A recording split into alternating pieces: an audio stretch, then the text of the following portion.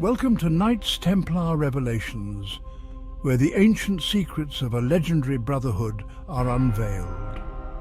I am a Knight Templar, a guardian of the hidden truths that have survived the ages. Contrary to the tales written in history books, our order was never truly vanquished. We have remained in the shadows, preserving our knowledge and protecting the revelations that hold the keys to understanding our past, present and future. For centuries, the Templars have been shrouded in mystery, their true purpose and wisdom concealed from the world. But now the time has come to lift the veil. On this channel, I will guide you through the enigmatic legacy of the Knights Templar, revealing the profound secrets and insights that have been kept hidden from the unworthy. This is not merely a recounting of history. It is a journey into the depths of knowledge that only a select few have been privileged to witness. We will explore the cryptic symbols, the sacred rituals, and the timeless wisdom that the Templars have safeguarded through the centuries. If you seek the truth, if you yearn for knowledge that transcends the ordinary, then you have come to the right place. Together, we will unravel the mysteries and uncover the revelations that the Templars have guarded with their lives. Prepare yourself for a journey unlike any other as we delve into the hidden truths and ancient wisdom that have the power to change your understanding of the world. Welcome, seeker of truth, the revelations await.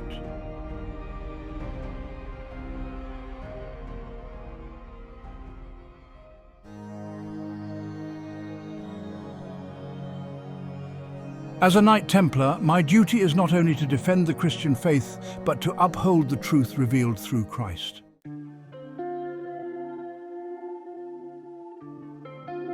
The question, does God exist, is foundational, shaping my life, values, and mission.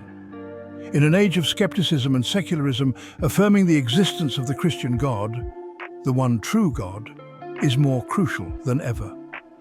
The existence of God is not a relic of the past or a concept easily dismissed by modern thought. Instead, it is a living reality that continues to resonate, inspire, and provide meaning to those who seek Him. The Christian God is not distant or indifferent, but is the creator of the universe, the source of all life, and a loving Father who desires a relationship with each of us. As a Knight Templar, I'm called to defend and proclaim this truth with conviction. This chapter explores the evidence for the existence of the Christian God through the natural world, the moral law, and personal experiences that testify to His presence. By examining these aspects, we arrive at a reasoned and justified belief in the existence of the one true God who has revealed Himself through Jesus Christ.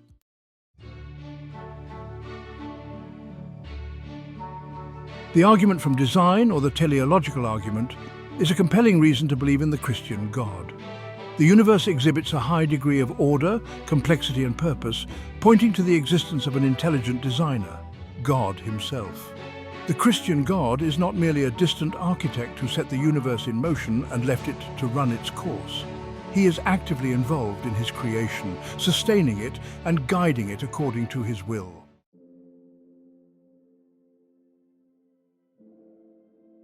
The fine-tuning of the universe, the precise calibration of the fundamental forces of nature, and the conditions necessary for life to exist all testify to a creator with a specific purpose. Consider the fundamental forces of nature: gravity, electromagnetism, the strong and weak nuclear forces. Each of these forces is precisely calibrated. Even a slight variation in their strengths would render the universe incapable of supporting life. For example, if the gravitational force was slightly stronger or weaker, stars, planets, and galaxies could not have formed. The delicate balance of these forces suggests a designer who set the universe in motion with a specific purpose. The fine-tuning of the universe extends to the conditions necessary for life. The Earth's distance from the Sun, its axial tilt, its rotation speed, and the composition of its atmosphere are all factors that make life possible. The concept of the Goldilocks zone, the region around a star where conditions are just right for life to exist, is another example of fine-tuning. The fact that Earth falls within this zone is evidence of design, as the probability of such conditions arising by chance is astronomically low.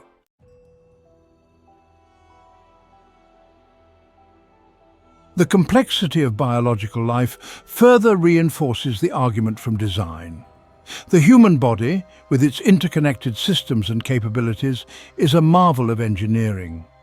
The cardiovascular system, for example, functions as a highly efficient pump, circulating blood throughout the body to deliver oxygen and nutrients to cells while removing waste products. The brain, with its billions of neurons and synaptic connections, is capable of processing and storing vast amounts of information, allowing us to think, learn, and adapt to our environment. At the cellular level, the complexity of life is even more astounding. The cell, the basic unit of life, is a complex structure composed of various organelles, each with a specific function. The nucleus contains DNA, the genetic blueprint that governs the development and functioning of the organism. DNA itself is an incredibly complex molecule, consisting of sequences of nucleotides that store information in a way that is analogous to a computer code. The information encoded within DNA is vast, precise, and essential for life. The idea that such complexity could arise without the guidance of an intelligent designer seems implausible. Moreover, the processes of DNA replication, protein synthesis, and cellular division are all highly coordinated and precise, further suggesting design. The existence of such a sophisticated system within living cells points to the involvement of a designer who has equipped life with the tools it needs to thrive. The argument from design extends beyond biology to include the entire cosmos. The regularity and predictability of natural laws, the vastness of space, and the intricate dance of celestial bodies all point to a universe that is not chaotic, but ordered. The fact that we can study and understand the universe through science is itself evidence of its intelligibility and design. If the universe were the product of random processes, it is unlikely that it would exhibit the order and consistency that we observe. Furthermore, the existence of beauty in the natural world adds another dimension to the argument from design. Beauty is often seen as a subjective quality, but its presence in nature suggests a designer who values not only functionality, but also aesthetics. The beauty of a sunset, the symmetry of a snowflake, the majesty of a mountain range, all of these evoke a sense of wonder and awe that points to a creator who delights in the artistry of creation. Beauty serves as a signpost to the divine, inviting us to look beyond the material world and contemplate the source of all that is good and beautiful. As a Knight Templar, I recognize that this intricate design is the work of the Christian God, the one true God who has revealed himself through Scripture and through his creation. The universe, in all its complexity and beauty, reflects the nature of its creator, a God who is both powerful and loving, both just and merciful. The Christian God is not just a distant observer, but is intimately involved in the workings of the world, guiding and sustaining all things according to his divine will.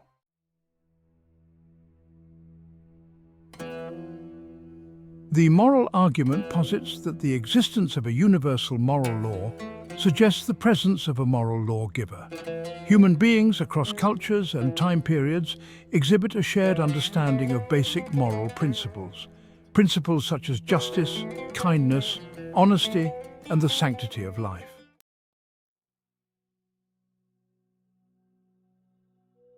These moral imperatives seem to transcend cultural differences and point to a common source from which they originate.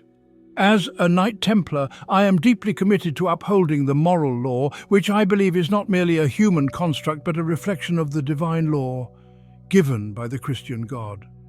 This moral law is written on our hearts, guiding us to distinguish between right and wrong, good and evil. It is a law that calls us to act justly, to love mercy, and to walk humbly with our God. The moral argument begins with the observation that human beings possess an inherent sense of right and wrong, an understanding of moral duties and obligations that cannot be easily explained by evolutionary biology or cultural conditioning alone. This sense of morality is not just a set of social conventions, but is perceived as binding and objective. Acts of cruelty, betrayal and injustice are universally condemned, not merely because they are socially disadvantageous, but because they are seen as inherently wrong. This universal moral sense raises the question of its origin. If moral laws are merely human inventions, they should vary significantly between cultures and over time, much like laws governing traffic or commerce. However, the consistency of core moral principles across different societies suggests that these laws are not arbitrary, but are grounded in something greater than human opinion. The idea that there are moral truths that apply to all people, regardless of their beliefs or circumstances, implies the existence of a moral lawgiver who has instilled these truths within us. The moral argument contends that the existence of moral obligations presupposes a being to whom we are morally accountable. In a purely naturalistic universe, where matter and energy are all that exist, there is no foundation for objective moral values. Moral duties would be reduced to personal preferences or social contracts devoid of any real binding authority. Yet our experience of moral obligation, our sense that we ought to do good and avoid evil, suggests that these duties are grounded in something beyond ourselves. Furthermore, the concept of moral accountability further supports this argument. The belief that our actions have consequences that extend beyond this life, that there is ultimate justice for good and evil, aligns with the idea of a just and moral God who oversees the universe. The existence of a moral order that transcends human life and history points to a divine lawgiver who has established this order and who will ultimately hold us accountable for how we live. As a Knight Templar, I believe that this divine lawgiver is the Christian God, the one true God, who has revealed his moral law to us through Scripture and through the teachings of Jesus Christ. The moral law that guides us is not a product of human reasoning or societal consensus. It is a reflection of God's character, a manifestation of his holiness and righteousness. The Christian God is not only the creator of the universe, but also the source of all moral goodness, the ultimate standard by which all actions are judged.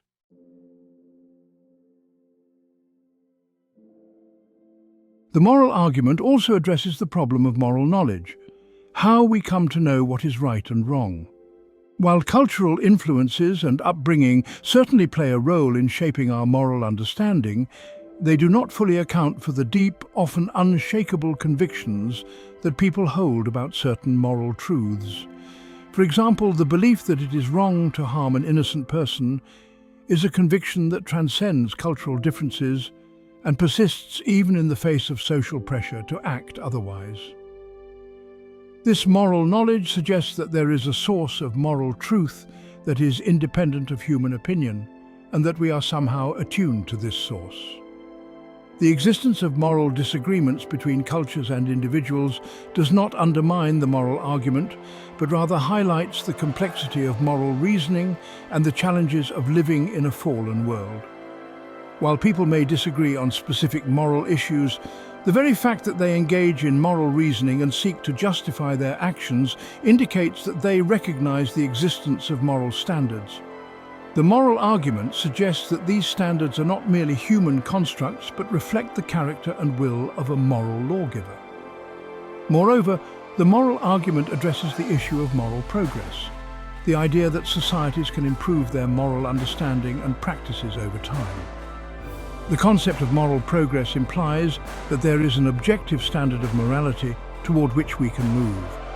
If moral values were purely subjective or culturally relative, the idea of progress would be meaningless, as there would be no fixed point of reference. The fact that we speak of moral progress suggests that there is a standard of right and wrong that transcends human cultures and history, a standard that reflects the moral lawgiver's will. As a Knight Templar, I'm called to live according to this moral standard, to uphold the truth of God's moral law, and to bear witness to the righteousness of the Christian God. The moral argument thus provides a compelling reason to believe in God, for it explains why we experience moral duties as more than mere social constructs, and why we feel a sense of accountability to something greater than ourselves. It affirms the existence of a moral lawgiver who has not only created us, but who also guides us in living a life that aligns with his moral will.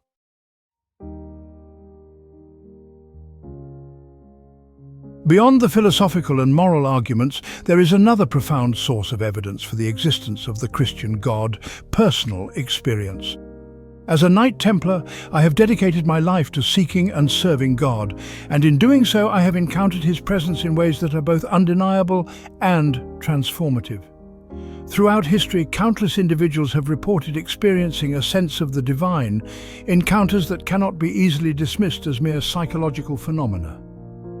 These experiences, often characterized by a sense of awe, reverence, and connection to something greater than oneself, provide powerful subjective evidence for the existence of God. Religious experiences vary widely, from feelings of peace and presence during prayer or worship to dramatic conversions, visions, and miracles. These experiences are often transformative, leading individuals to change their lives, adopt new moral frameworks, or deepen their commitment to their faith. The consistency of such experiences across different cultures and religious traditions suggests that they point to a reality beyond mere human invention. One of the most compelling aspects of religious experience is its ability to provide a direct and personal encounter with the divine.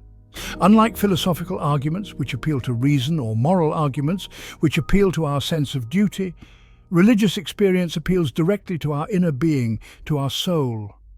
It is an encounter that transcends the material world and connects us with the spiritual, offering a glimpse of a reality that is not bound by the limitations of time and space. These experiences are often accompanied by a deep sense of certainty, a conviction that what has been experienced is real and true. While it is possible to question or doubt the veracity of such experiences, the sheer number and consistency of these reports lend them significant weight. The fact that individuals from different backgrounds, with no prior exposure to each other's religious beliefs, report similar experiences of the divine suggests that these experiences are not merely products of cultural conditioning, but point to a universal truth. Moreover, religious experiences often result in profound changes in the lives of those who have them. People who have had these experiences frequently describe a newfound sense of purpose, a clearer understanding of their place in the world, and a stronger commitment to living a moral and virtuous life. These changes are often lasting, indicating that the experiences have tapped into a deep, enduring source of meaning and guidance. As a Knight Templar, I have witnessed firsthand the transformative power of religious experience. In moments of prayer and meditation, I have felt the presence of the Christian God, guiding me, comforting me, and strengthening me for the challenges I face. These encounters with the divine are not abstract or theoretical. They are real and tangible, providing a source of strength and conviction that sustains me in my mission. The transformative power of religious experience also supports the idea that these encounters are not just subjective, emotional events, but are encounters with an objective reality. The fruits of these experiences, love, compassion, forgiveness, and a sense of connection to others, are consistent with the attributes of a benevolent, loving God. The fact that these experiences lead individuals to grow in these virtues further suggests that they are encountering a reality that is aligned with the moral and spiritual truths that have been revealed through religious traditions.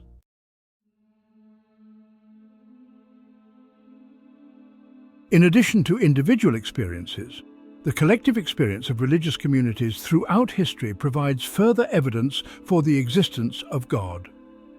Religious traditions that have endured for centuries, passing down wisdom, rituals, and practices, are built on the foundation of shared encounters with the divine.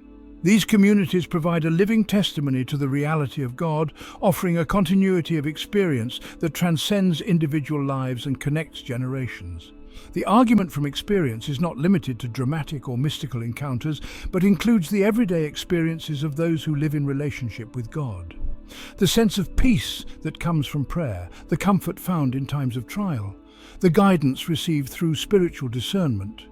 All of these are experiences that point to a God who is actively involved in the lives of His creation.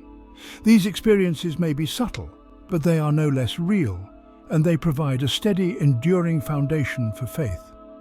As a Knight Templar, I am called to bear witness to these experiences, to testify to the reality of the Christian God who has revealed Himself to me and to countless others throughout history. These experiences are not merely personal. They are a reflection of the universal truth that God exists, that He is active in the world, and that He desires a relationship with each of us.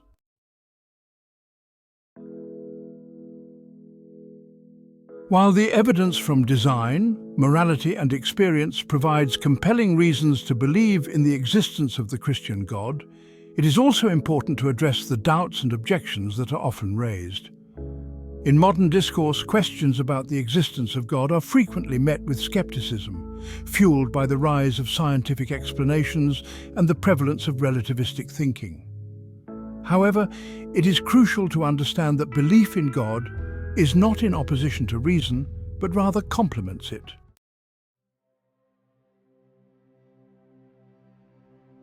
One of the most common objections is the claim that science has made belief in God unnecessary.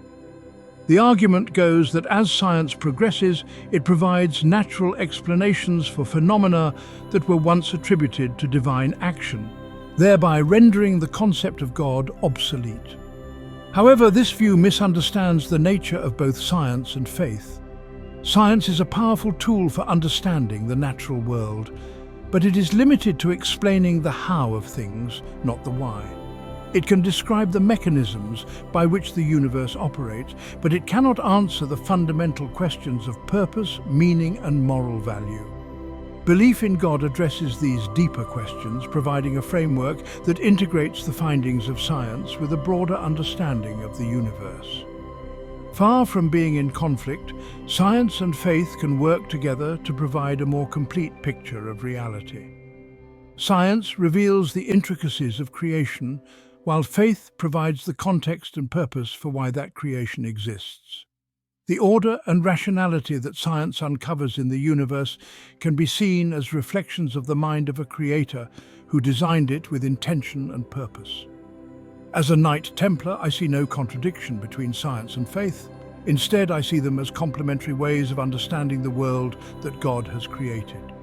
Science allows us to explore the wonders of creation, to discover the laws that govern the universe, and to marvel at the complexity and beauty of life.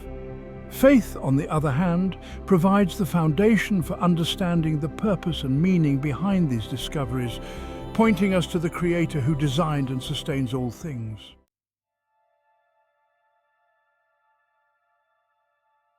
Another common objection is the problem of evil, which questions how a benevolent and all-powerful God could allow suffering and evil to exist. This is a profound and challenging question, and it is one that requires careful consideration. The existence of evil and suffering in the world is undeniable, but it does not necessarily negate the existence of God. Instead, it points to the complexity of the relationship between free will, moral responsibility, and divine providence. The existence of free will is central to the moral argument for God's existence. For human beings to be genuinely moral agents, they must have the ability to choose between good and evil. This freedom, however, also allows for the possibility of choosing evil, which leads to suffering. While this is a difficult reality to accept, it is also a necessary condition for the existence of true moral responsibility. Without free will, moral actions would be meaningless, and love, compassion, and justice would be impossible. Furthermore, the existence of suffering and evil can be understood in the context of a greater good. The trials and challenges we face in life often lead to growth, resilience, and a deeper understanding of ourselves and others. Many religious traditions, including Christianity, teach that suffering can have a redemptive purpose, drawing us closer to God and helping us to develop virtues such as patience, humility, and empathy. While this does not diminish the pain of suffering, it provides a framework for understanding it within a larger, purposeful plan. As a Knight Templar, I have faced many challenges and hardships, but I have also witnessed the redemptive power of suffering. I have seen how God can bring good out of even the most difficult circumstances, how He can use suffering to refine our character and deepen our faith. The existence of evil does not undermine my belief in God. Rather, it strengthens my conviction that God is at work in the world, bringing about His purposes even in the midst of pain and suffering.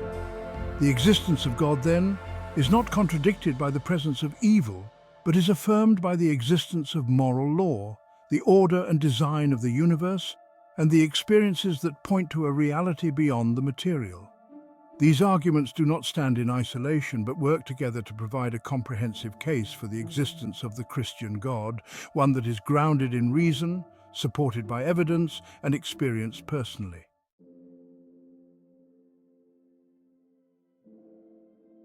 In conclusion, the question, does God exist, is not merely an intellectual inquiry, but a question that touches every aspect of our lives. As a Knight Templar, I stand firm in my conviction that the Christian God, the one true God, exists, and that his presence is evident in the world around us and within us. The evidence from the natural world, the moral law and personal experience all point to the reality of a creator who designed the universe with purpose, who instilled within us a sense of right and wrong, and who reveals himself through the experiences of those who seek him. Belief in the Christian God is not merely a matter of faith. It is a reasoned conviction that is supported by the evidence we find in the world around us and within ourselves. It is a belief that provides meaning, purpose, and direction, guiding us in our moral choices and offering us hope in the face of life's challenges. The existence of God is not an abstract concept, but a living reality that informs every aspect of our lives. As we continue to explore this question, it is important to approach it with an open mind and a willingness to consider the evidence from multiple perspectives. The journey of faith is one that engages both the heart and the mind, requiring us to think deeply, to question, and to seek answers with sincerity and humility. In doing so, we may find that the evidence for God's existence is not only compelling but transformative, leading us to a deeper understanding of ourselves, our purpose, and our place in the universe. The existence of God, then, is not just a question to be answered, but a truth to be lived. It is a conviction that shapes our worldview, our actions, and our relationships with others. It calls us to live with integrity, to seek justice, and to love with compassion. And it invites us to participate in the ongoing story of creation, to be co-creators with God in bringing about his will on earth. In this sense, the question, does God exist, is not the end of the inquiry, but the beginning of a journey that leads us to greater understanding, deeper faith, and a more profound connection with the divine. As a Knight Templar, I walk this path with the confidence that the evidence of God's existence is all around us, in the design of the universe, in the moral law within us, and in the experiences that draw us closer to the source of all life and meaning. May our lives continue to reflect the truth that the Christian God exists, and may our faith inspire others to seek and find the same truth in their own lives. Thank you for joining me on this journey into the mysteries of the Knights Templar. If you found this video insightful, please give it a thumbs up. Your support helps reveal more hidden truths. Don't forget to subscribe and hit the notification bell so you never miss an episode as we uncover more of the Templar's secrets. Together we'll continue to explore the past and unlock its hidden revelations. See you in the next chapter.